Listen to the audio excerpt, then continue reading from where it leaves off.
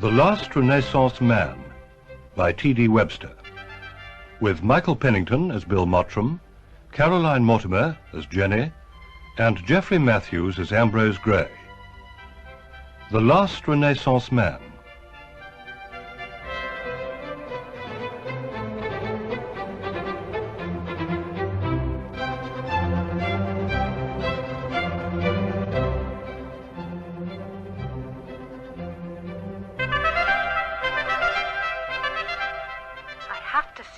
It's important. I can't talk now. Can I ring you back? No. I can't get away. I'm tied up all afternoon. Tonight, then. What's it about? I need to see you. Suzanne? Oh, it isn't us, honestly. You needn't stay long. I think you should come, Bill. You'll think so, too. Well, I suppose I could come over early evening. Any time. But don't forget... To be perfectly honest, Jenny, I need sanctuary. Oh, yes. I met this girl at a party. Well, no, not a girl. Not in the cruel light of day. Yes, that's the trouble, really. More of a matron. I seem to attract matrons these days. I made promises I don't want to keep. Such as? Such as, she's got a very nice piece of Sheraton I'd promised to look at, and her husband is abroad. I see. Oh, pack a bag and come now. You sure? Certain. It's ages since we saw you. Bill will be delighted. How is the master? Oh, fit and well, and very busy. I see he's still exercising his multiple talents. What? The piece in the colour supplement.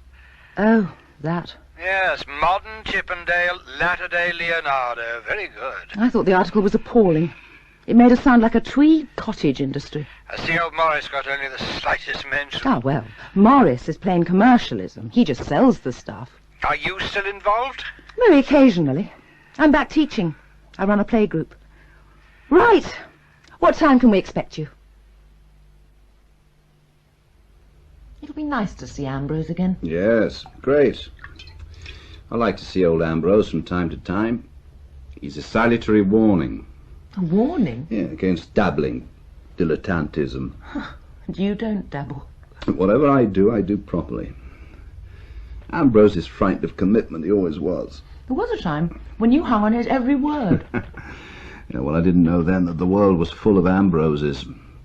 The only talent Ambrose has is for appearing to have talent. We owe Ambrose a great deal. Yeah, agreed, but that's been repaid. How? He comes here. You mean he's privileged enough to see the great Bill Mottram, master craftsman, at work? The last time Ambrose came here, he spent the entire time watching me make a copy of a Hepplewhite bow-front chest. He made notes, took photographs. It all appeared in some glossy American art magazine 6 months later. Which added to your reputation. And to Ambrose's bank balance. In dollars. Look, Ambrose is a great bloke in small doses. We owe him nothing, and he knows it. You're the one who used to call him an effete Oxbridge show-off.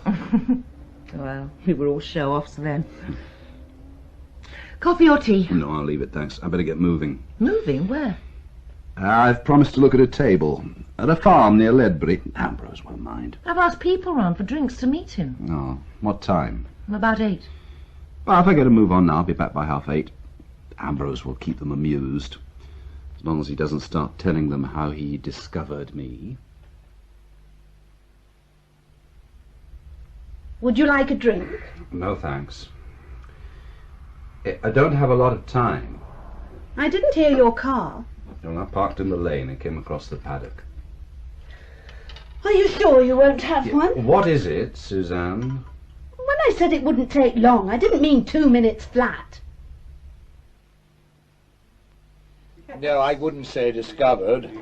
Although I suppose I was instrumental in persuading Bill to change careers. He was teaching, wasn't he? Woodwork in a comprehensive school. And hating it. Bill and I went to hear Ambrose give a talk. A WEA course, I think it was. And not a worker in sight. The art of the cabinet maker. With slides. With slides. We introduced ourselves afterwards. Ambrose came back to look at a bureau that Bill had restored. And the rest is history. Ah! Oh, good to see you, Ambrose. Sorry I'm late. How was the table? Oh, complete waste of time. Victorian copy, poor one at that. Well, Ambrose, what do you think of the flat? Oh, very impressive. You did it all yourself, of course. Too busy. I did the drawings. Back to living over the shop. A shade more luxurious than Banbury Street. But with the same inbuilt disadvantages. He tends to disappear downstairs to the workshop at all hours. Oh, what it is to love one's work. Work? What's work? Work is what I shall be doing tomorrow. Oh, I thought you were staying. I am, but I have to spend tomorrow in Cheltenham. I'm involved in a conference, Oh. or to use the more fashionable term, a workshop. What on? The arts and crafts movement. In other words, my William Morris bit. I understand it's a gathering of vegetarians, or something similar. I fear I shall eat wisely, but not too well.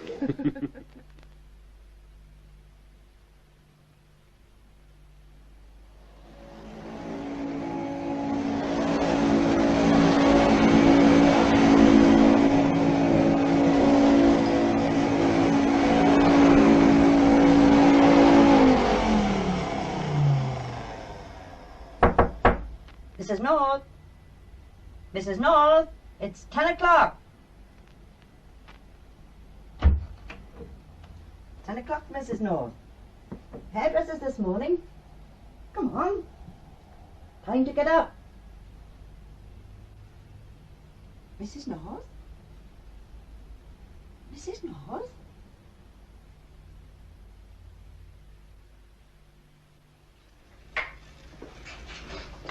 Mr. Mottram, Yes. could I have a word, sir? Sir? Look, if it's about the van unloading in Sheep Street... It isn't that, sir. We're anxious to contact Mr. North. Mr. Maurice North. Oh, he's up in Scotland doing the rounds. Probably around Perth or Inverness by now. Why, what is it? Mrs. North was found dead this morning, sir. Christ. We want to contact Mr. North as soon as possible. What was it? I don't think that's altogether clear yet. She was only found a short while ago. Do you know where Mr. North is, sir? I imagine the office will probably know which hotels Morris is using and the calls he's making. This way. How did you hear? Valerie rang. It's all over town. Well, does she know any details? Only that the cleaning lady found her in bed. Did the police tell you anything? No. They may be more forthcoming this afternoon. They're coming back. No, I'm going over to the police station. Why? Well, they rang and asked me to. But I could hardly say no, could I?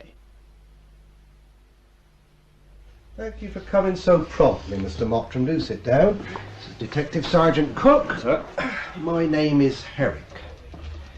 Now, Mr. North has been located and is on his way back, but it's unlikely he'll be here before midnight, so you seem the obvious person to fill us in on background information. Now, you and Mr. North are co-directors? Yes. And Mrs. North? She was also a director, but she's never taken a very active part. Are you close to the North socially as well as professionally? Fairly close. Though we don't see a great deal of each other outside work. Was it usual for Suzanne North to ring you at your workshop, Mr. Mottram? She may have done occasionally. I understand she telephoned you at work on Monday afternoon, Mr. Mottram. Yes, I believe she did. What was your relationship with Mrs. North, Mr. Mottram? It will save everybody, including yourself, a lot of time and trouble if you tell us now. We've already had several indications of the way things were. Suzanne and I had an affair. It ended a couple of months ago. How long had it lasted? About a year. Why did Mrs. North ring you? She asked me to go and see her that afternoon. Why? She said she had something important to tell me. I didn't want to prolong the conversation, so I said I'd see her. Did you go? Yes. You should have told us this sooner, Mr. Mottram. Yes, well, I thought it might not be necessary. Not necessary. Well, I assumed it was natural causes. Suzanne North was murdered, Mr. Mottram. This is a murder inquiry. Now, can we talk about times? Eventually I phoned them to ask if he was still there. Yes, they said. Routine inquiries. These things take time. No cause for concern, etc., etc. They're terrible plodders, you know. And that isn't all. Half an hour ago, a detective sergeant turned up, asking questions. What about? Bill. What time he went out, what time he got back. Was he out that evening? Yes, you were here when he got back. He'd been to Ledbury to look at some furniture. Well, that's what he said. But Jenny, they're probably questioning every man in the town who knew Suzanne. For 3.5 hours? The evening papers say the police have opened an inquiry. They wouldn't do that if Suzanne had died from natural causes, would they? I don't know. Do you have a lawyer? We know one. Bill plays squash with him. John Davis. I should give him a ring. A friend of mine always says he wouldn't ask the police the time without his lawyer present. Although in his case I can see why. No, I cannot remember her exact words. Even though it was something important? Suzanne said it was something important. Oh, she tended to get dramatic about things. At that moment, resuming the affair was important. To her, that is. But not to you? No, not to me. You turned her down? Well, not in so many words, but I made it clear there'd be no point in starting again. She seemed to accept that. By the time I left, she'd calmed down considerably. Did you make love to her, Mr. Mottram? No. Did you go into the bedroom? No. Was she drinking? Yes. Heavily? She only had a couple while I was there. Vodka, I think it was. Mrs. North had drunk something like half a bottle of vodka, Mr. Mottram. She was probably in a drunken stupor when she was smothered. You're quite sure about the time you left? Yes. I was back home by 9:20. It's about 15 minutes' drive, so I must have left about past. And she was calm and reasonably sober? Yes. How many more times are we going to go over this? Well, look at it from our point of view, Mr. Mottram. You were at the house. You told us Mrs. North was in rather a neurotic state when you arrived. Let's suppose she threatened to tell her husband about the affair. Well, if she'd done that, it would have proved very damaging to you, socially and professionally. Maurice knew. He knew about the affair? He knew from the beginning.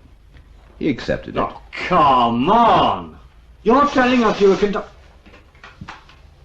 I said no calls. Who? I see, yeah. All right, ask him to wait. Mr. John Davis is here, Mr. Mottram. Oh. Claims to be acting for you. That's right, he is. Fetch him in, Sergeant. Right.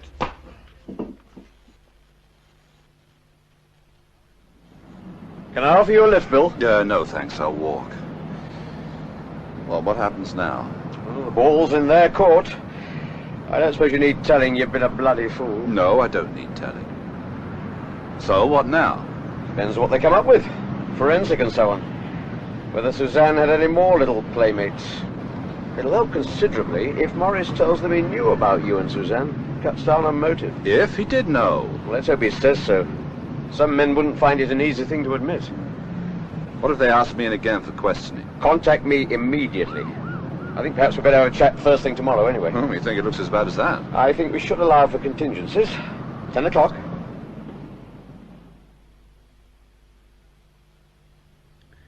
Something with your coffee, Ambrose? No, thank you. No. Oh, I've forgotten the cheese and biscuits. No, none for me, thanks. Oh, I wouldn't mind some. Look, Bill, I don't think I should stay. Look, I'm relying on you to stay. God knows I need support. You will have detected an atmosphere. Are you surprised? No Brie. No. Ambrose thinks he should leave us. I'm in the way, Jenny. No, you're not. Don't be silly. Jenny, my automatic reaction to any unpleasant situation, and I think this would qualify, is to become more facetious than usual, and I don't think that would help. Stay, please. Yeah, there's a party of Americans coming to look round tomorrow. You could help out, Ambrose. You know, PR job. Turn on the charm. Maurice isn't likely to be around. You may not be. Right. So, your presence is essential, Ambrose. If you insist. Good. If you'll excuse me, I'll go and unpack. Where did you get that? Jimmy Brennan brought it in last month. Yeah, I reckon it's good enough to be Gillows. Quite possibly. Old Jimmy's still around then, is he? Oh, yes. He's still the best knocker in the business. He picked it up from some old farmer near Brecon. Shocking state when he brought it in. None of the drawers would open. Look, new inlay here. Oh, yes. Been standing at the back of a barn for 20 years. How long have you been working on it? Oh, no idea. Mm-hmm. Where will it go? The States. All the good pieces go to the States. I see you're making a copy. Yeah, Michael's done most of it. I shall finish it off. You always make a copy. Oh, when I think it's worth it. It's a very good market. Ah, here's the Gibbons carving. What do you think? Oh, marvellous. Yeah, it's almost finished. There, see? Yeah, I think I'll get on with it now. Oh, it's almost 10 o'clock. Haven't you enough on your mind? This is on my mind. This is what matters, Ambrose. The rest is bullshit. A carriage clock is missing from the side table. A silver coffee set from the cabinet there. I suppose there could be more. Was there a break-in, Inspector? No signs of one, but the kitchen door was unlocked. Suzanne was very careless about locking up. I usually did it. Would you like a drink? No, thank you, sir. I'll send someone round in the morning to make an inventory of what's missing. There are just one or two other points I'd like to clarify, Mr. North, but if you've had enough, I can leave it until tomorrow. You may as well stay. I shan't sleep. When we spoke on the telephone, I believe you said something about speaking to your wife on the phone last night. Yes. Can you remember what time? I don't know. I suppose it must have been around 9 o'clock. You're certain about that, sir? It could have been a few minutes either way. I rang from a call box in a restaurant in Dundee. I always rang her in the evening when I was away. Could the call have been before 8:30, Mr. North? No. We were still eating then. How did your wife seem? Much the same as usual. We didn't talk long. I hadn't much change. We chatted about the weather, when I'd get back, how it was going. Did she say anything about having visitors? Or expecting visitors? No, I think she said something about watching a film on TV. Did she make any reference to Mr. Mottram? No.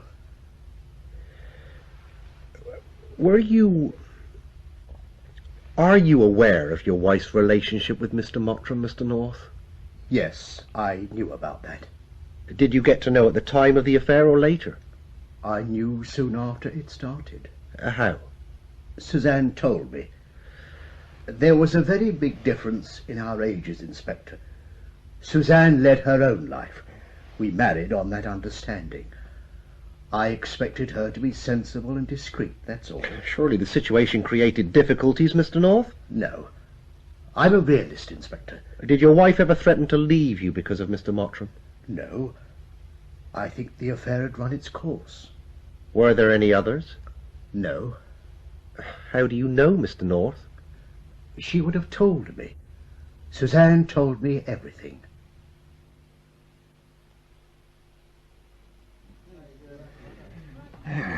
There. I bought you a double, Mr. Gray. It saves the journey. Well, thank you, Jimmy. Cheers. Yeah. Oh, the talk at the bars, if nothing else. Rumours flying thick and fast. Suicide. Murder, even. Mr. North will be hard hit. I dare say that's where Mr. Mottram is, giving help and support. Yes, he probably is. Takes something very serious to keep Mr. Mottram from his bench. Did you see the little table I found for him? I saw it last night. Oh, I swear it could not have looked any better when it left Gillow's workshop. I truly think the man's a genius. Gillow? No, Mr. Mottram. Oh. Oh, an artist. It's a fine thing he's doing there. This place will become a mecca for craftsmen, if it isn't already. And he's training the future generations. Oh, I'm proud to play my part.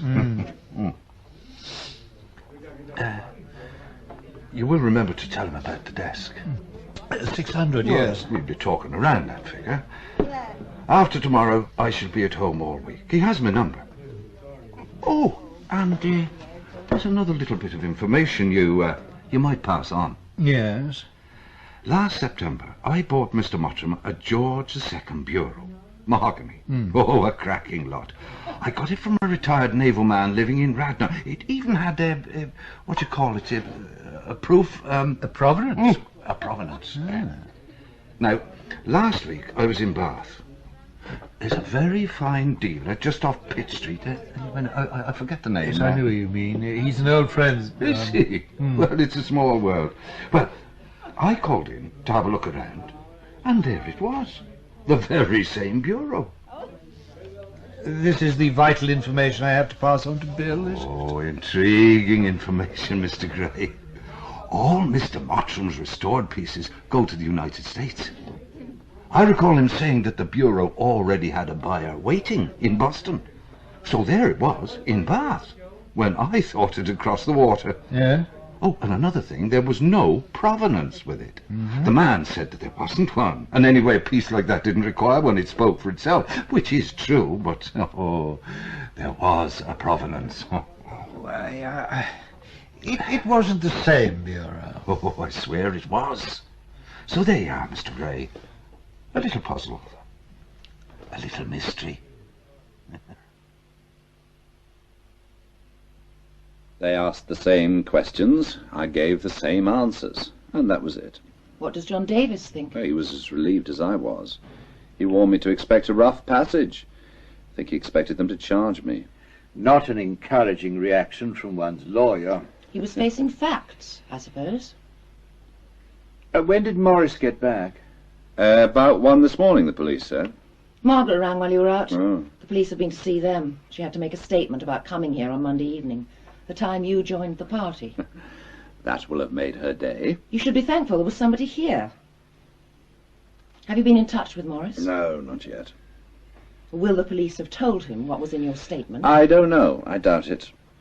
I can understand your reluctance to speak to him. I haven't had time. He's probably sleeping now. We can hardly ignore him, can we? I'll try ringing. Bill, I can't stay. No, you've got to stay. In what capacity? Referee? No, just a couple of days. You told Jenny about Suzanne. Well, I hadn't much option. Look, Ambrose, just hang on a bit longer. Yeah, I still don't know what the hell's going to happen. Jenny could be by herself. Did you go down to the workshops this morning? Yes, I spent all morning there. Did the Americans turn up? Yes, I showed them round. They were very impressed. They spent quite a bit. Oh, good. You must have been terribly busy. The storeroom's always full this time of year. We're due for a shipment to the States.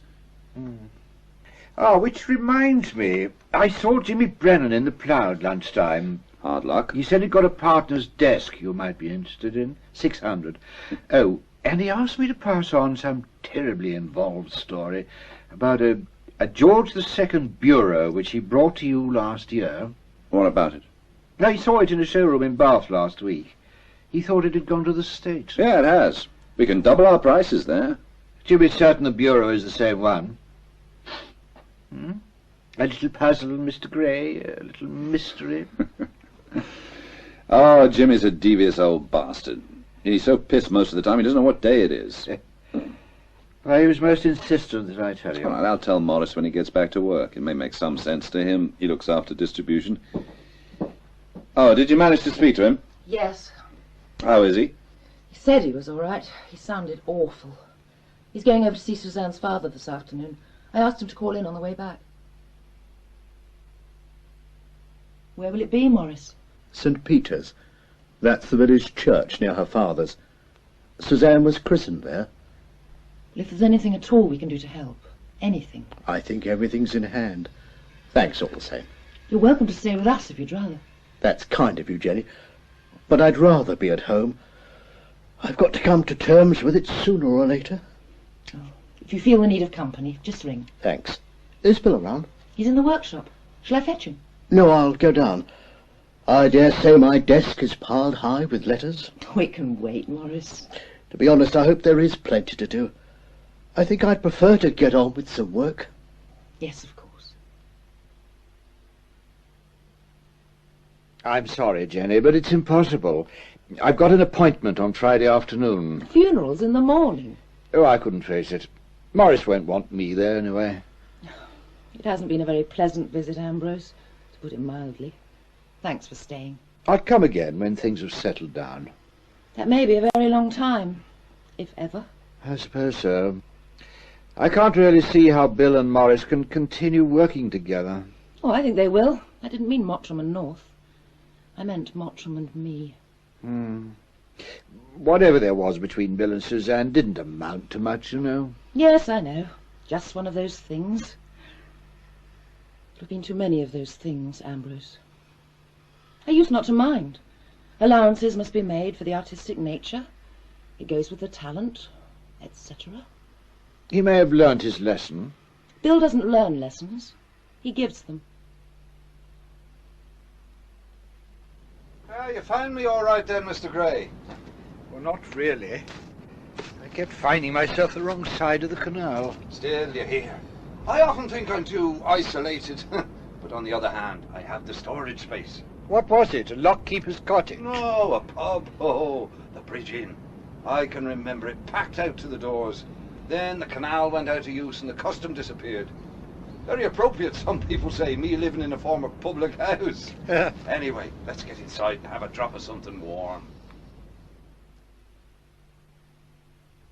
A washstand? Yes. I thought that's what you said over the telephone, but I thought I'd misheard. No. Doesn't seem your kind of a thing, Mr. Gray. It isn't. My niece fancies one as a wedding present. Victorian, marble top, mahogany. The uglier the better. Well, I believe I've got 2, if not 3. Let's have another before we go and look, shall we? Yes. That outhouse will be freezing. Did you see what the coroner said? Oh, there was nothing in my paper. Murder by personal persons unknown. Oh, they'll never get him. Did you stay for the funeral? No. I passed on your message about the desk. Thanks. Mr. Mottram telephoned me. I took it over a couple of days ago. Very pleased with it, he was. What about the bureau? The bureau?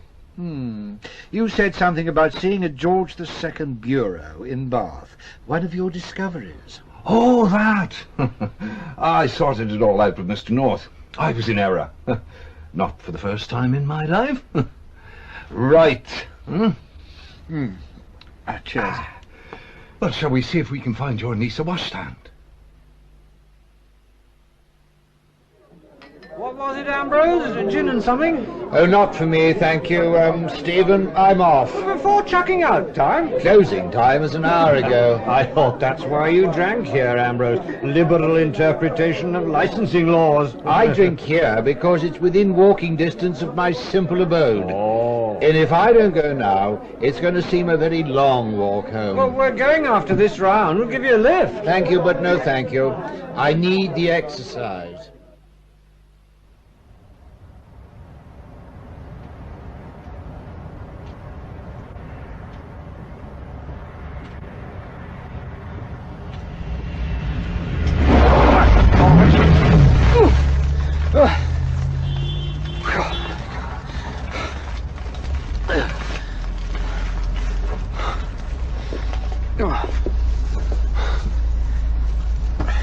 Are you all right? I think so. God knows how he missed you.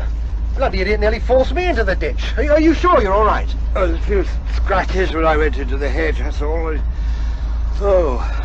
Palpitations. Kind of seen you until the last second. God, he must have been smashed out of his mind. All over the road. Bloody lucky he didn't finish in the ditch. Wish I'd got his number. If there'd been room to turn, I'd have gone after him. Yes. What was it? A van? No, something like a Range Rover, light top, I think. Probably a local farmer. You don't look all right, you know. Well, I think his coat is a write-off, but otherwise, all right. Nasty shock. Still, could have been worse, eh? Yeah. Look, can I drop you off? No, thank you. I only live round the corner. I was nearly home.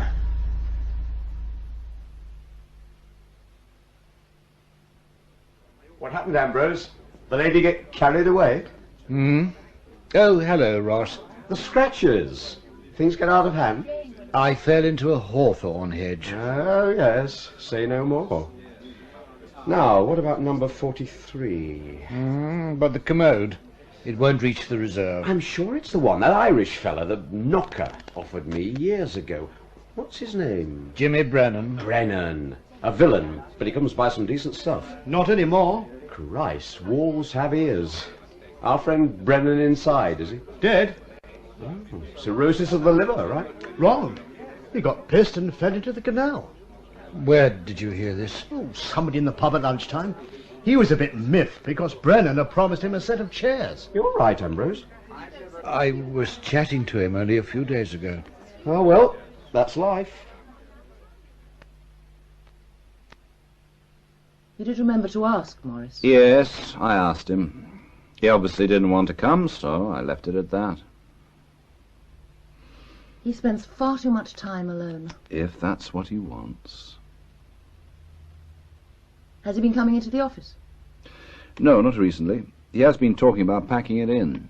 Retiring? Yeah, he's putting the house up for sale, and the cottage in Wales. He's going there next week to tidy things up before he goes on the market. I don't think he'll stop working, though. His brother's in business in South Africa. He'll probably go in with him. What'll happen here? I think he'll leave his money in. I don't mean that. What about sales and distribution? Well, we'll have to find somebody.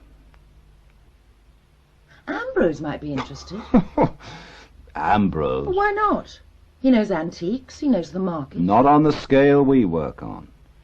Yeah, even if he did, he hasn't got the push or the sticking power. Too much responsibility, too many decisions for Ambrose. Don't be so damn condescending. He'd run a mile if I even suggested it. I must say, it's an unexpected delight to see you again, Ambrose. It must be years. No, not years, surely. We had a chat at Burlington House. Well, I haven't been there since '81. And you promised faithfully to look in. Well, here I am. What are you up to these days? One hears your name bruited, but no one seems to know what you're doing. You may well ask, St. John, you may well ask. Still flitting? Oh, yes, rather less than formerly. I do quite a bit of writing these days. A book? Oh, I haven't the stamina for a book. No, learned articles, almost solely for the American market. Oh, the place of the candle snuffer in Georgian society, that sort of thing. Yes, exactly. That's why I'm in Bath, you see. Research. On candle snuffers? Bureau. And I have a whisper that you have a very nice George II bureau. A highly informed whisper. Yes. Voila! Ah. Oh, yes, superb. Isn't it? So, what are you going to say about bureau? Oh, I don't know, really. I'm toying with the idea of finding a very good one, like this, and tracing its history, the hands it's passed through, and so on. Sounds like hard work. Oh, just a notion. Where did you get that? If I use it, I shall not reveal sources or name names. No. Forgive my tardiness, Ambrose. One gets a little wary. Of course. And I want this particular chap to myself. He's proved a gold mine. Do I know him? I doubt it. A chap called Calverton. Operates from an old rectory near Dorchester. Coombe Regis, I think it is. Yes. Does he always bring pieces of this quality? Oh, yes. Name doesn't ring a bell. I've never come across him before. Late 30s, bit of a spirit, actually. Pricey? No, very reasonable. For cash. Exactly my reaction. Too good to be true. Yes. But you didn't ask questions. One doesn't ask too many questions in this business. But I didn't take him altogether on face value. The first thing he brought me, Carden House table, I think it was, I had a policeman friend of mine, quite senior actually, check it out on the computer. They've all stolen antiques of that class on a computer these days. The hell of a lot gets pinched, you know. Yes, I know. And? Well, perfectly clean. I took the same precaution on the next 2 or 3 pieces he brought me. All clear. After that, I didn't bother. Have you ever asked about his source of supply? Come on. They weren't stolen. Well, that satisfied me. Do you have his address? His card's in the office, I think. But before we go and look... Yes? I've a settee that I think could well be William Kent. I'd like your opinion.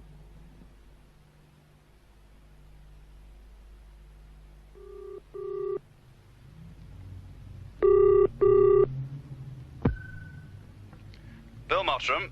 It's Ambrose. May I come and see you, Bill? Tonight, if that's possible. What's it about? Maurice. You've heard. Heard what? Oh, no, I don't suppose you could have. Maurice is dead. What? Yes, the police rang me an hour or so ago. His body was found this afternoon at the weekend cottage he had near Brecon. They think it's suicide.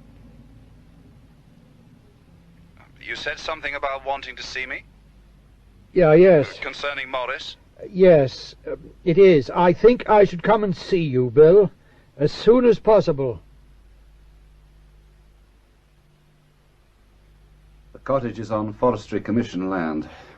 One of their men saw smoke coming from beneath the barn door. He had a closer look and found Maurice inside. He was sitting in the Range Rover with the engine running. Police said he'd probably been there since mid-morning. I couldn't believe it. How had he been recently? Oh, well, I've seen very little of him. Just after Suzanne's death and the funeral and the rest of it, he seemed to be coping pretty well.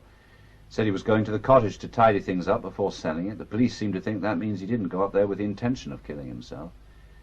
But once he was there, alone, he drank too much, thought too much, then decided he'd had enough. He and Suzanne spent a lot of time at the cottage when they were first married. You think Maurice killed himself because of Suzanne's death? Yes. Don't you? I think there's more to it than that. Considerably more. That's why I wanted to see you. I suppose Maurice's death changes things, but we still need to talk. What is it, Ambrose? Just over a week ago, Saturday night, I was nearly run down by a car as I was walking home from the pub. I assumed it was an accident. Then, a few days later, I heard Jimmy Brennan was dead. I heard a rumour. It's true, is it? He was drowned in the canal near his house. It seems he'd had too much to drink and stumbled in on his way back from the pub. The inquest was this afternoon. Death by misadventure. Hearing about Jimmy made me think again about what had happened, or nearly happened, to me. He was dead. Apparently an accident. If I'd been killed, and I realized afterwards just how close I'd been, that would have seemed like an accident too. Seemed? I think someone tried to kill me. They waited for me coming out of the pub. They knew I'd walk home, and they knew the lane was an ideal spot. No pavement, not even a grass verge, steep hedges either side. It would have looked exactly like a hit and run. Jimmy was less lucky. Yes, but why, Ambrose? What's the connection? You remember my passing on Jimmy's story about a George II bureau? Oh, yes, I remember. What, he thought he'd seen it in a showroom somewhere? I saw Jimmy a few days before he died. I asked about the bureau. He said he'd seen Maurice, and they'd sorted it out. He was rather evasive. A dramatic change of mood. Jimmy had been absolutely certain he recognized the bureau. Look, it couldn't have been the same one. It's in the States. Is it? Yesterday I visited the antique shop where Jimmy saw the bureau. It was still there. Under pretense of writing an article, I took a photograph. George II, original bracket feet, mahogany, very distinctive piece. Indications of very discreet restoration. How many of those are there about? Yeah, well, very few. Well, okay, for the sake of argument, let's accept it's the same one. So? The bureau should be in the States. It isn't. It's been sold for cash. 2,000 to 2,500. It'll go for 4. If it's happened once, it may have happened before. Well, some sort of fiddle, you mean? Yes. By whom? Maurice looked after distribution, didn't he? Yes, he handled everything on the sales side. Did you find out where the dealer got the bureau from? A man called Calverton, Richard Calverton. Over the past 5 years, he's brought a steady stream of high-quality pieces. Calverton? No, I can't place him. He lives in Dorset. Coombe Regis. Didn't Maurice have a business in Dorset before he joined you? Yes, Dorchester.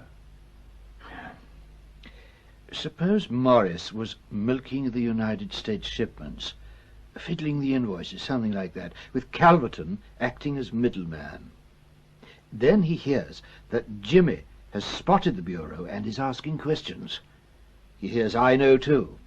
He's certain you'll disregard it, but he's worried that Jimmy and I might guess what was happening. Why would Maurice defraud his own business?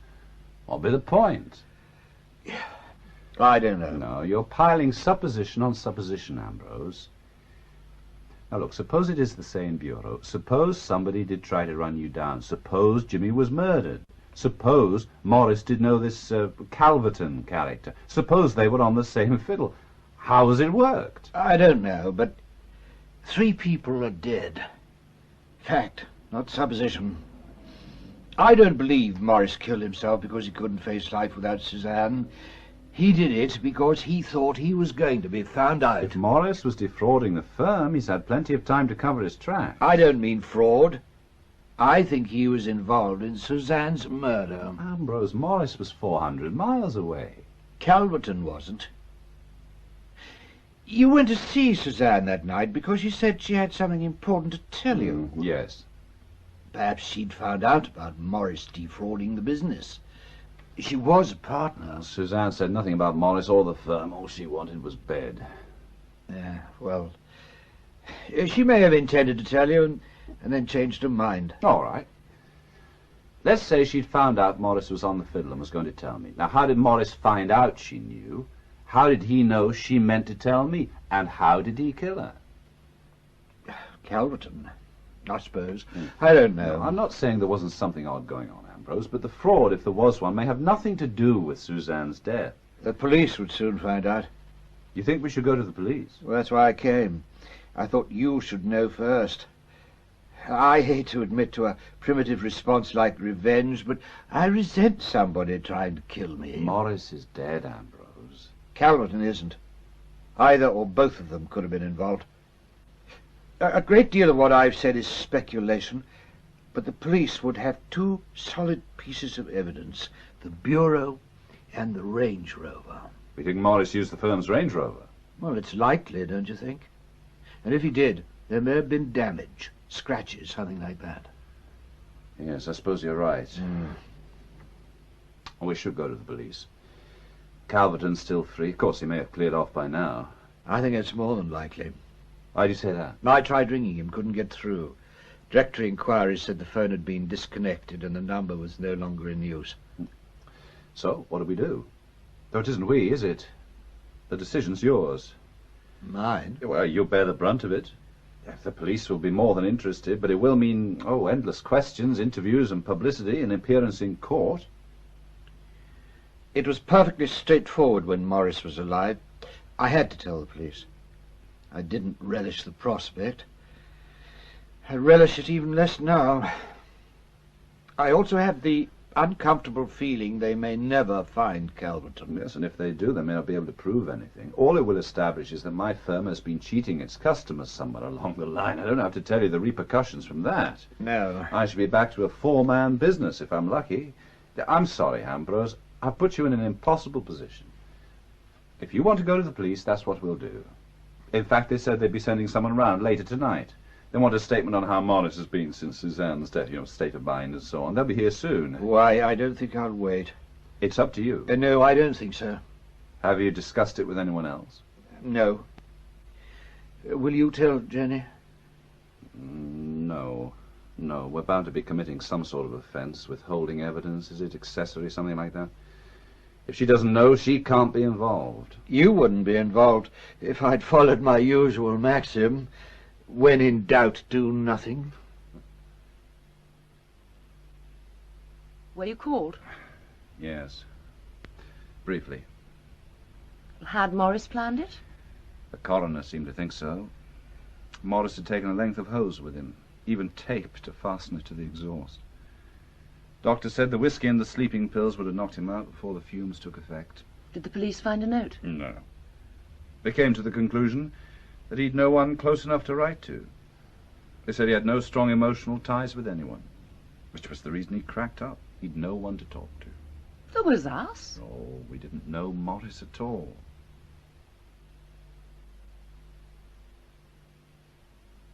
What was the date again? The 20th. Chedbury House, 7:30. And don't pretend to consult your diary and then say you can't come. I wouldn't dream of it, although my taste in music is much nearer the Beatles than Bach. It isn't Bach, it's Chopin. I have a distinct impression you've been avoiding us, Ambrose. Nonsense. It's months since we heard from you. Well, I have been terribly busy. How are things at your end? Oh, hectic. I've been helping out in the office full time. Things were in an awful mess. We seem to have lost half the files. Anyway, Bill and I haven't been out for ages. Yeah. So shall we meet you there, or will you call here first? I am at this moment consulting my diary.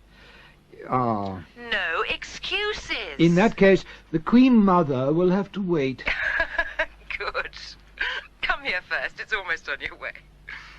Oh, by the way, it will cost you £10. Ah, it's not me you want at all. It's my money. The Guild wants your money. We want you. What time will you be here? What is it, Oak? Yes. I've been saving it for something special. What do you think? Superb. Might be worth an article. The church's patron, then and now. That sort of thing. Why not? Where's it going? Community church, whatever that is, in Brum. Newly built. Trouble is, the bloody thing has to be ready for Thursday a week. Bishop's coming to do the official opening, or whatever they do to churches. I think they consecrate them. It looks finished. Well, nowhere near. Look at the drawing. Oh. Oh, yes, I see.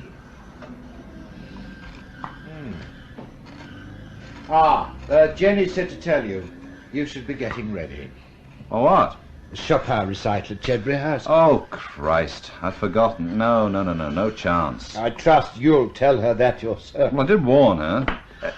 Ambrose, pass me a chisel, will you? No, that one. Don't you ever get tired? Not when I'm doing something like this. Did you hear about the inquest? Yes.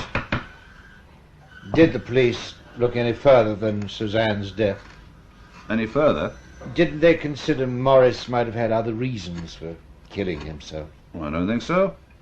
They never looked at the business side of things at all. Suppose they checked on his bank account. We did the right thing keeping quiet. Yes, I'm sure we did.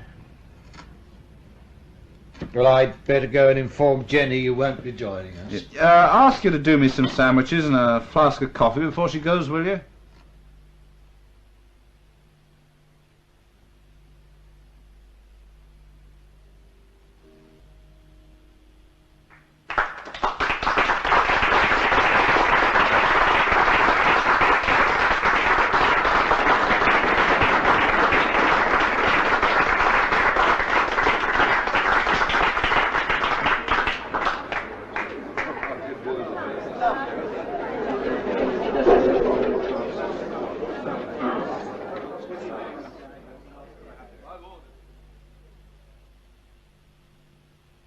And I brought some rather nice-looking vol au vent. Lovely. She's excellent, don't you think? Very accomplished. Seems to me that lady musicians are more decorative than they used to be. Or is it that you're getting older and less fussy? Thank you. Does Bill still play? Very occasionally. Pity. Used to play all the time when I first knew him. Well, that was when he was out to win friends and influence people. He was very good. His mother wanted him to make music his career. Really? Yes, she was a music teacher. She was appalled when he took up woodwork. She thought he'd ruin his hands. Didn't you know? No. Bill keeps quiet about his mum. He prefers people to assume he taught himself to play the piano one wet Sunday afternoon when he'd nothing better to do. Strains of Debussy drifting across the pit yard. They'd have had to drift a long way. Bill was brought up in a very nice Edwardian semi in a solid, respectable suburb, a long way from the pit. What's he told you? Nothing, really. I just assumed it was, well, more humble. A bit D.H. Lawrence-ish, I suppose. Yeah. His father started as a miner, but for most of Bill's life he was a safety manager. Bill's very good at manipulating the truth. Not lying exactly. Just adding a bit here, subtracting a bit there. You've noticed, have you? Mm-hmm. It takes one to know one. I wondered who'd appropriated all the vol au vent. Oh, hello, St. John. Good evening, Ambrose. Jenny St. John. Hello. Delighted to meet you, Jenny. Say I'm weary, say I'm sad, say that health and wealth have missed me, say I'm growing old, but add, Jenny kissed me. Not just a present, thank you. Oh, do sit down and help yourself. Thank you. This is all rather splendid, don't you think? Yes, excellent. How did the article progress, Ambrose? The article? The one you were contemplating when we last met, tracing the history of the George II Bureau. Oh, that. Oh, it came to nothing, I'm afraid. Pity. It sounded interesting. Did you get as far as contacting Calverton? No, I dropped the idea. Richard Calverton? Yes, do you know him? The name rings a bell.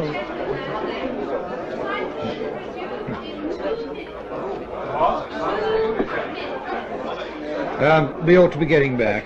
I haven't seen or heard from Calverton since your visit, Ambrose. Yes. I was beginning to wonder if you'd pointed him in someone else's direction. Well, as I said, I haven't seen him. I did try ringing, but nobody was answering. I understand he's moved. My apologies. Unworthy and uncharitable thoughts. The bureau in question is still with me. Oh? After your visit, I took a fancy to it myself. After turning down several very reasonable offers, I suddenly realised I didn't want to part with it. So it now adorns my sitting room. Lucky man. We ought to be moving. What are you doing afterwards? Setting off back. It's a longish drive. I'm informed this will be over by 9:30. Why not come back to my place for a drink? Well, that's very kind of you, St. John, but It's literally 2 minutes down the road. Jenny? Oh, why not? I'll drive if you like, Ambrose. There's nothing to rush back for. Splendid.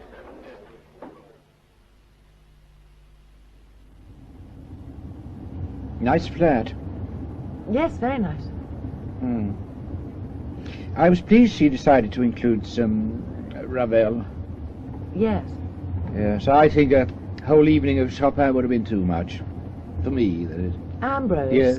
You've said all that once, if not twice. Oh, have I? Sorry. Do you mind if I pull in? No, of course not. Would you like me to drive? It isn't that. Oh.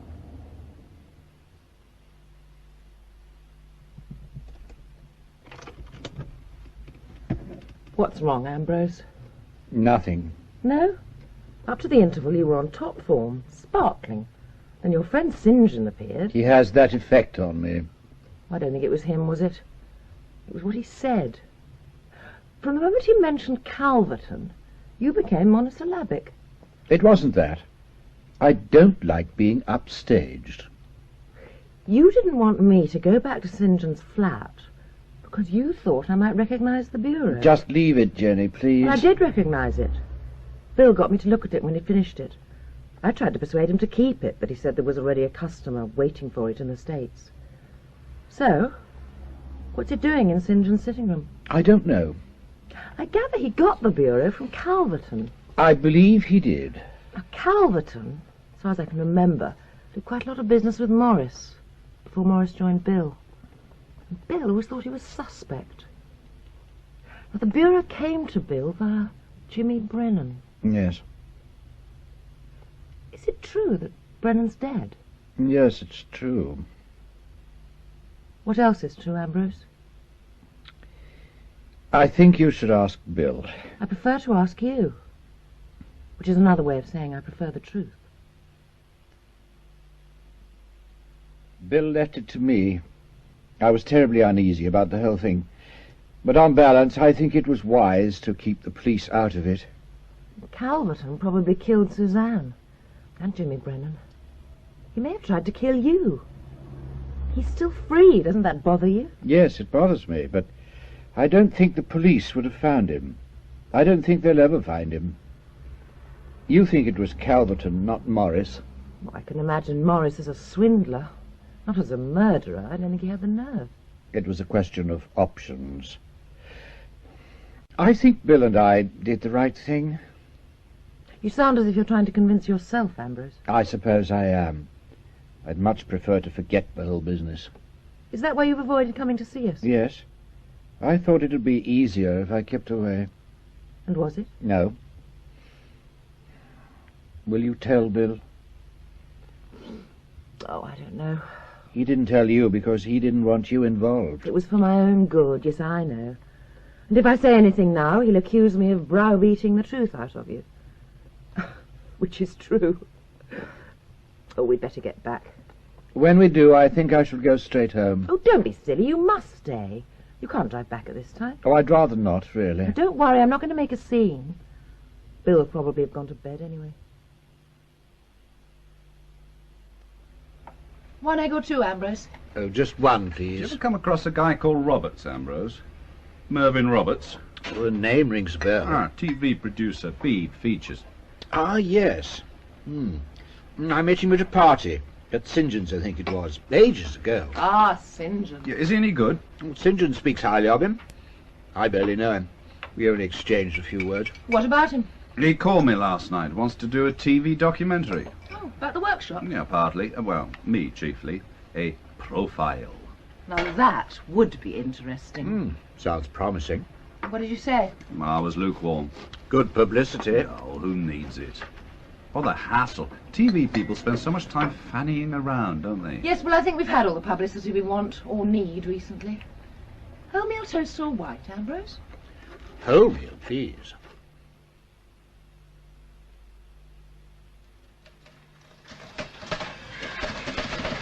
Lad? Yes? Do you know if anything's been done about this? What is it? Maurice's credit card account for March. March? It was under a pile of papers in his drawer. First I've seen of it. He should have gone to his executors ages ago. See to it, will you? What's that entry there? Jersey. Oh, yes. Mr. North went to Jersey. Now, that's for the plane ticket. That's the hotel. Oh, yes, I'd forgotten. Are the dates right? I thought it was later than that. Oh, it'll be in the diary. I believe I made the bookings, so... Yes. He went on the 16th of March and came back on the 22nd. Is there anything wrong? No. He was very fond of Jersey, Mr. North. I'll drop it in at the solicitor's at lunchtime. The credit card people have been charging interest all this time. Yes.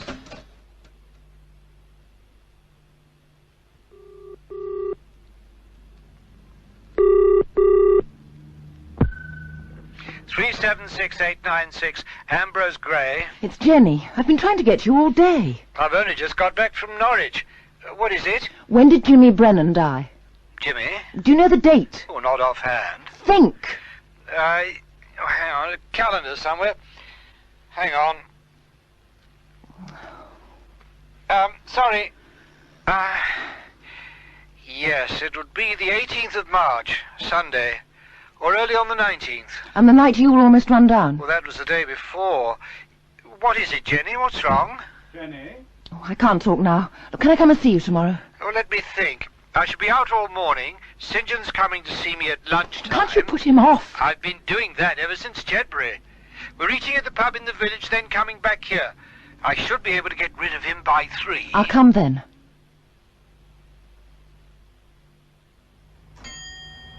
Good morning. Good morning. I wonder if you could help me. If I can. The landlord at the pub suggested I try here. I'm trying to trace a friend, Richard Calverton. Oh. I thought he lived at the old rectory, but I've been round there and it's empty. Oh, it's been empty some time. Mr. Calverton left the village months ago. I can't understand it. When I saw Richard in town, February I think it was, he asked me to drop in any time I was passing. Not a word about moving. Oh, Mr. Calverton's been gone almost 3 months. Has he? How very odd. Have you any idea where he's gone? Oh, America. My son, my youngest, who works at the garage, drove him to Heathrow. I think he flew in Concorde. 3 months ago? Oh, it must be that. Yeah, it'll be in the paper book.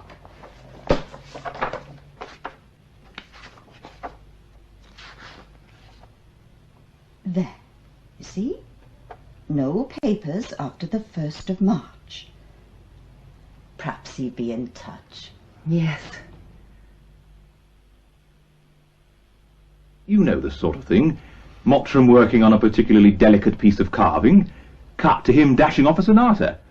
Cut back to workshop. Cut to, sport. What does he play? Squash, golf, tennis. Cut to him tearing about the squash court. Winning, of course. Back to his bench, then philosophising by the river. There is a river, isn't there? Sort of. The Last Renaissance Man. Good title, don't you think? Overdoing it a bit, isn't it? I've heard you refer to Mottram in similar terms. That's a private joke. I think it's particularly apt. Mervyn has virtually sold the idea on the title alone. Where do you come in? I don't follow. What do you get out of it? Ah, well, if Mervyn produces a winner about Mottram, then he's likely to get carte blanche on what he wants to do next. And that would be a nice little idea I put to him. Yeah? About the antique trade. I'd be involved in some capacity or other. It has great possibilities. But Mervyn has to get on with this Mottram thing first. An unexpected gap has suddenly appeared in the schedules, I gather. Right, St. John. I shall do what I can. Time is of the essence. I'll have a word with Bill as soon as I can. Ah. What a busy man you are. Well, I did say I was expecting somebody. Ah, my apologies. That's Jenny's car, isn't it? I'll be in touch. Lovely. I'll slip out by the back door. No, I insist. Would you like a coffee? I have this marvellous new machine. No, thank you. How's Bill progressing with the lectern? Well, it's just about finished. Must be very near the deadline. It's tomorrow, I think. Bill thinks I'm visiting a friend in Bristol. I thought subterfuge was his department. Not these days. You sounded rather fraught on the phone. I was. What was all that about dates? You're quite sure you were right? Yes. I need to be certain. I've checked. The 17th and 18th of March. Yes. What is it, Jenny? I said nothing to Bill about what you told me after the concert.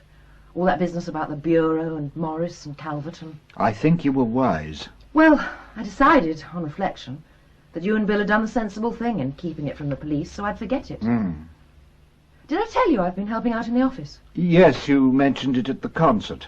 I've taken over Morris's paperwork. Well, yesterday, I came across his credit card account for March. It must have been overlooked when his personal papers were sorted out. And? The entries showed that Morris was in Jersey from the 16th of March to the 22nd. He paid his hotel bill by credit card.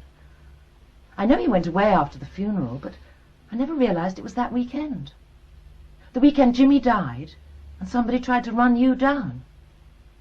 It couldn't have been Morris. No. It comes back to Calverton. We always knew that was a possibility. I don't think so. I drove here straight from Coombe Regis, Ambrose. We know Calverton isn't there now. He's been gone for some time.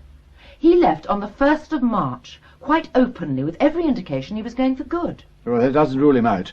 He may still have been around later. He went to the States, and he talked as if he was going there for some time. That may have been a cover. He could have returned. I don't think Calverton was involved at all, Ambrose. He and Morris must have been working some sort of fraud. Fraud, yes, not murder. When Suzanne died, Morris was in Scotland, Calverton was in the States. Neither of them was in the country when Jimmy died. Or when somebody tried to kill you. There must be others involved. Like Bill. Like Bill. You knew? No. I felt something was wrong from the beginning, but I knew nothing, and preferred not to find out. I have a well-developed facility for pushing aside uncomfortable thoughts. I managed very well until the concert last week. Yes? Calverton, you said you knew him. Bill had already told me he didn't. You said nothing. What could I say? One small lie. I told myself it didn't signify. Apparently it does. Yes. There's something I should have told you earlier, Ambrose. Yes. When I found out about Morris's trip to Jersey, I noticed another entry in the office diary. That same weekend, the Saturday, Bill gave a talk to some craft society in Oxford. It was in the evening. Whenever he gives a lecture, he always takes some furniture with him, smaller pieces and different types of wood. So he must have taken the Range Rover. I see. Can you remember whether he gave the talk? I wasn't at home. So he may not have gone. He went. How do you know? He was sent his fee a week later. The cheque was paid into our account. And there's something else. Yes? The Range Rover went in for its annual MOT a few days later. I found the bill in the files. It included some minor repairs to the near side wing, respraying. How far are you from Oxford? 14 miles. 20 minutes drive. He finished his lecture around 9, then drove here. He knew you'd walk home from the pub. He knew which way. No. And the following night he went to Jimmy's. Yeah, it doesn't make sense. Oh, look at the facts! I'll accept that Bill is involved. Involved? We don't know to what extent. Tried to kill you. I can't believe that. I still think that there could be others involved. Calverton may have returned. For God's sake, Ambrose.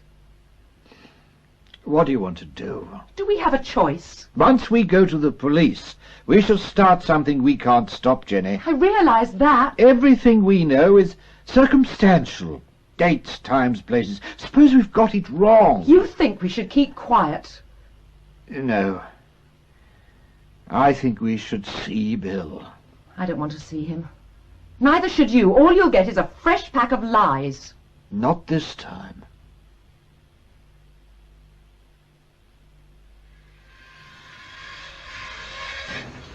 It looks finished. Not quite. There's one or two final touches. Have to go to Brum tomorrow, ready for the bishop. Is Jenny back? I didn't come through the flat. Anything special? Hmm? The reason you've called? I wanted to have a chat. Ambrose, we're flat out. I've got a new commission to start on the moment I finish this. A boardroom table for a Jap firm in Wales. They want it yesterday. Is it important? I've decided to go to the police. Oh? When? Tomorrow morning, I thought. The arguments for keeping quiet still apply. Nothing's changed. There's no comebacks. It's all finished. Oh, I don't think so. Let's go up to the flat, shall we? You were there in Oxford that weekend, with the Range Rover. The following week it was repaired. The front near side wing was re-sprayed. And that's it, is it? Well, it's enough, I would have thought. Bunch of unrelated facts, Ambrose. If they are facts. Where did you get them? Are they true? I don't know.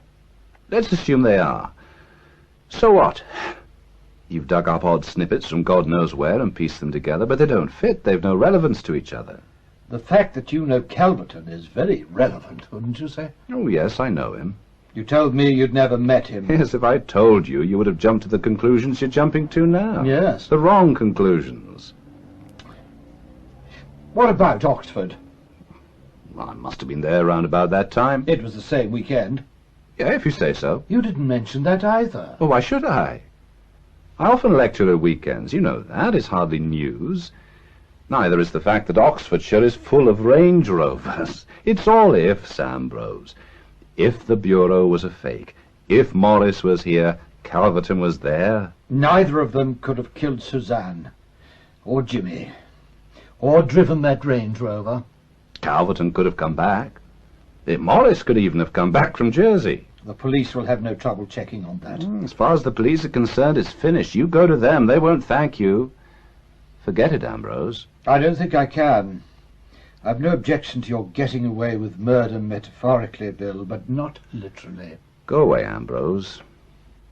Go on, go and investigate Victorian fakes or Hepplewhite's early life, something important. Leave this alone. If I leave now, I shall go straight to the police. I think you should go, Bill, while there's time. I'll keep quiet until tomorrow. That gives you 15 hours. I'm not running away. And I'm not staying to listen to a pack of lies. Or to be more exact, a mixture of half-truths, omissions, and evasions. You want the truth? The truth is down there, in the workshop. Skilled craftsmen, working flat out, practicing skills that have almost died. Producing work no one else can touch, men who care. When the apprentices come through, there'll be more. Commissions are beginning to pour in. There's furniture being packed for trade fairs in Milan and Washington. My own designs.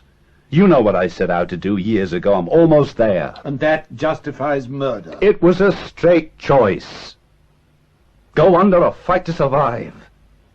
I had to decide there and then. There was barely time to think. Barely time? Jimmy's death must have been carried out and planned in cold blood. You drove the Range Rover in cold blood. No, Suzanne, I mean. There was no time then. I had to act and act quickly. The rest followed. There was no going back. But how was Suzanne a threat? Jenny might have walked out for a time. No, it wasn't that. I could have handled that.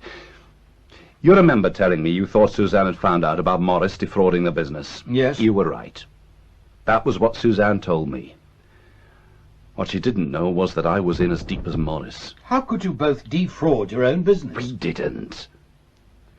To understand it, Ambrose, you have to remember what things were like when we first opened the workshop. It was a success from the start. Oh, that's how it looked. Good publicity, bags of prestige, but financially we were struggling. It was like a show that gets good notices but nobody goes to see. We were going under. Suppose we might have lasted a year. Well, then Maurice came across Calverton. They'd worked together some years previously. Calverton saw the sort of work we were doing and he came up with a scheme. Now, virtually all our work then was on restoration. It was a simple idea. When a good piece came in for restoration, I made an exact copy. And it was the copy that was shipped to the States as the original, with the provenance, if there was one. What about the original? Now, Calverton looked after that side of things. He got rid of them, always for cash, slightly below what they would fetch at auction. And nobody had any suspicions in the States? No. By the time the copies had been distressed, which I saw to myself, it would have taken a very good eye to have spotted anything. I had my two best men making copies while I restored the originals. They'd no idea what was happening, of course. So, we got top prices in the States and a fair amount here in tax-free cash. Calverton took his cut, but we made enough to keep the firm going. Then Calverton, who had connections with the rough end of the trade, began to get his hands on a steady flow of stolen antiques. Just a question of switching pieces and fiddling the invoices. To the customs men, one 18th century table is like another. Calverton knew a dealer in the States who wasn't fussy. So we started to make real money, enough to make us financially secure. Then why didn't you stop? We did. We wound it all up. Calverton went to the States to set up a legitimate business there with Maurice as a sleeping partner. It was all over. We got away with it, we thought.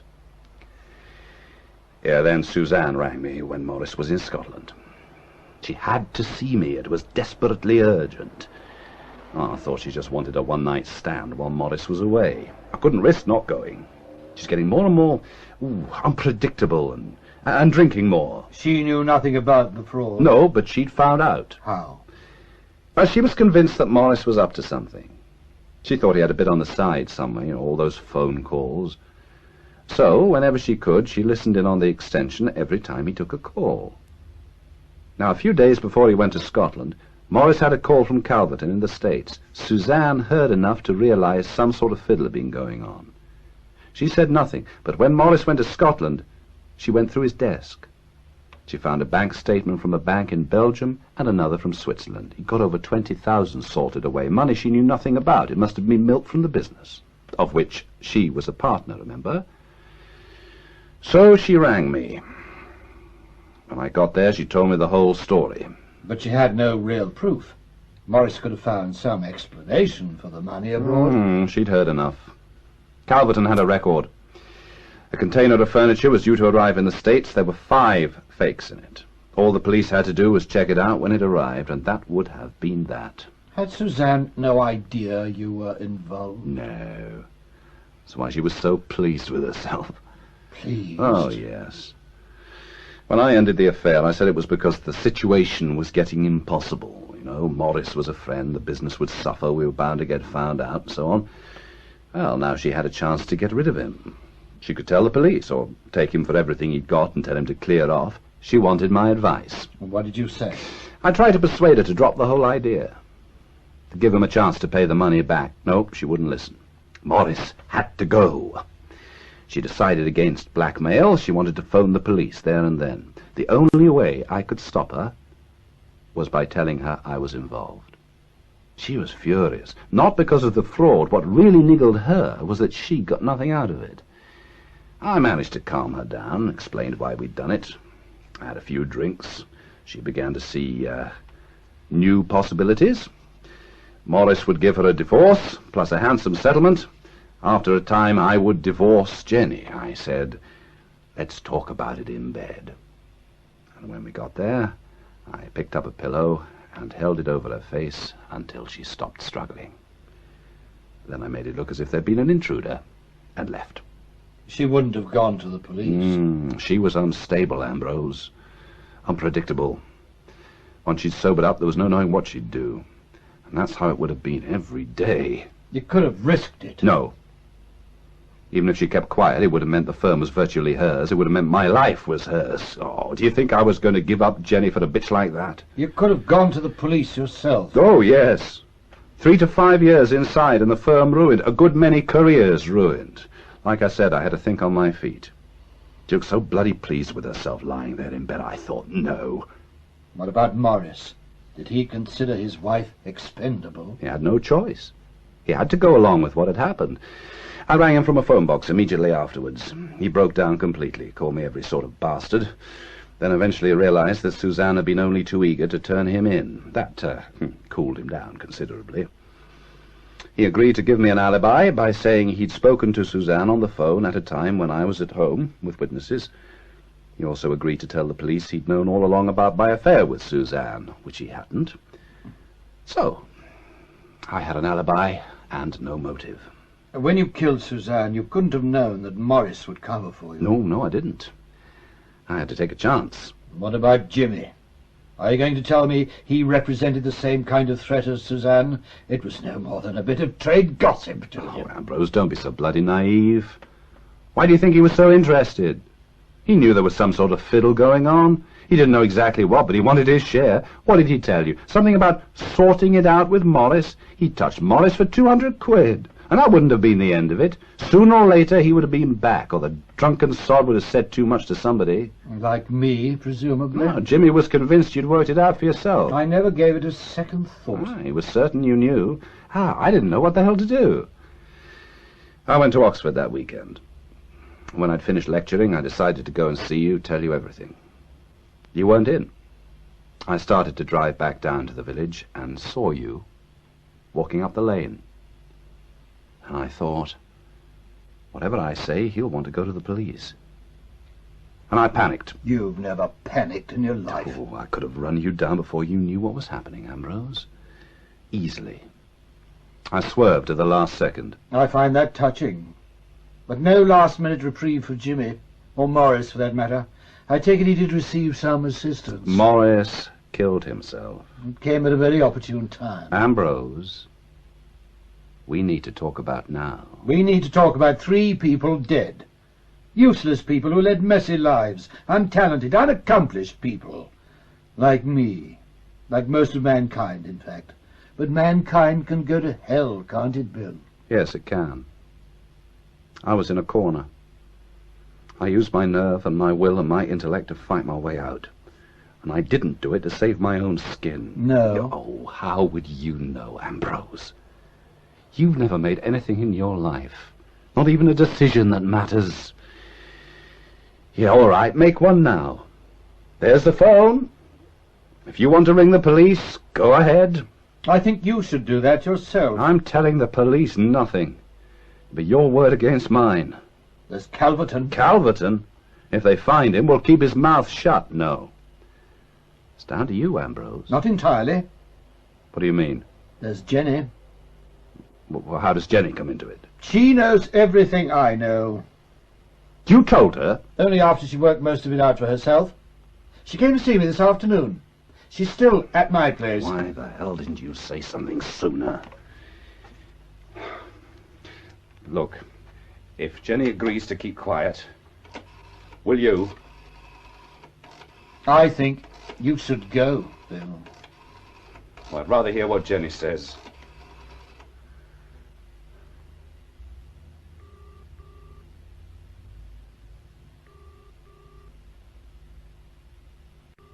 Are you sure she's there? That's where I left her. Well, why didn't she come with you?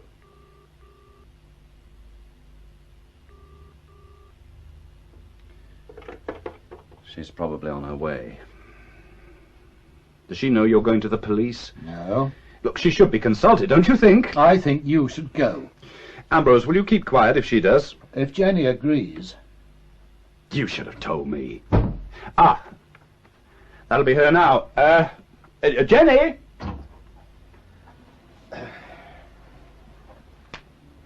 What do you want? We'd like you to come with us, Mr. Mottram. There are men at the back door as well.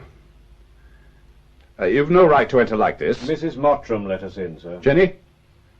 Where is she? We can see your wife later, Mr. Mottram. Well, I don't believe she let you in. Mrs. Mottram has been with us for the last half hour. Where is she? We'd like you to come with us to the station.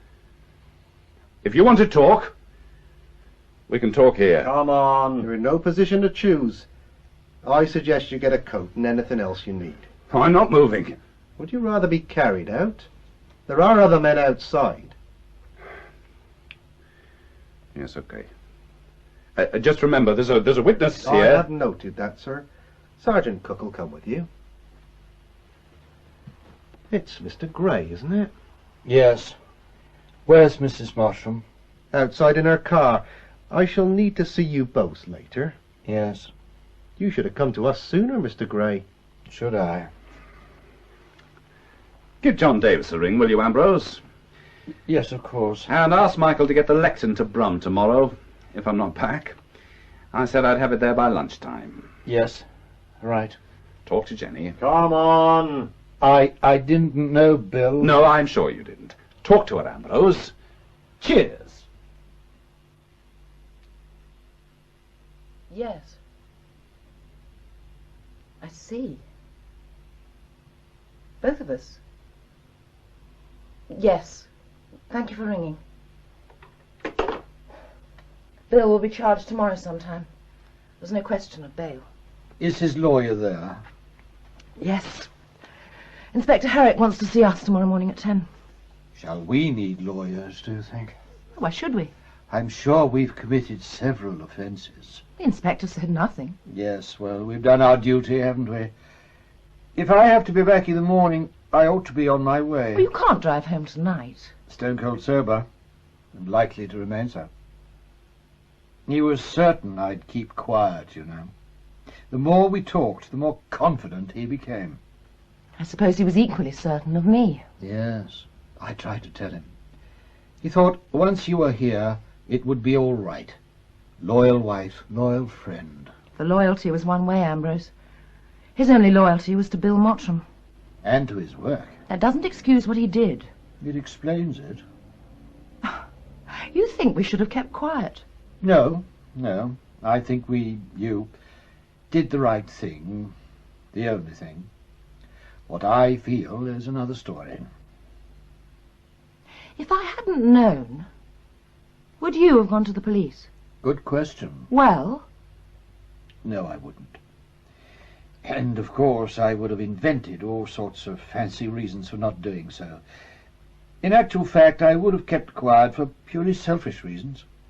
I dreaded the inevitable unpleasantness. Pure moral cowardice. He tried to kill you, Ambrose. Oh, he intended to. I don't think he tried. If Bill had wanted to kill me, he would have done, either then or some other time. As we both know, he was a man who did things properly. Past tense already, you see. Do you know why I went to the police, Ambrose? Because you knew I wouldn't. No, I mean, why I went when I did.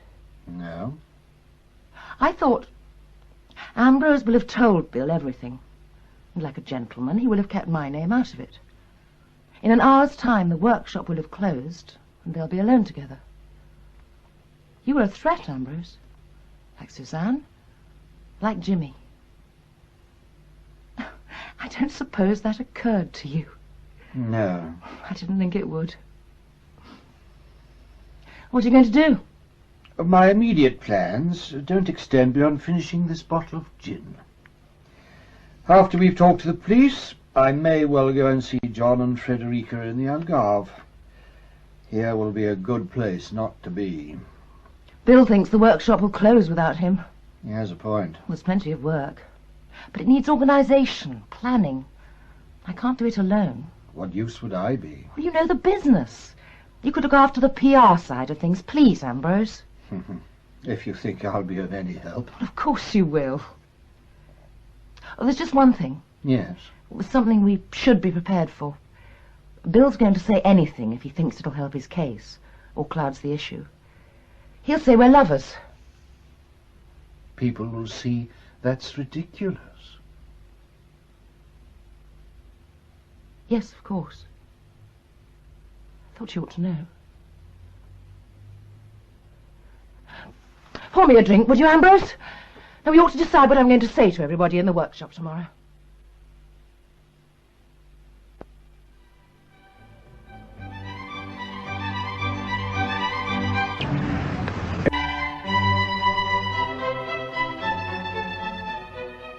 In The Last Renaissance Man by T.D. Webster, Michael Pennington played the part of Bill Mottram,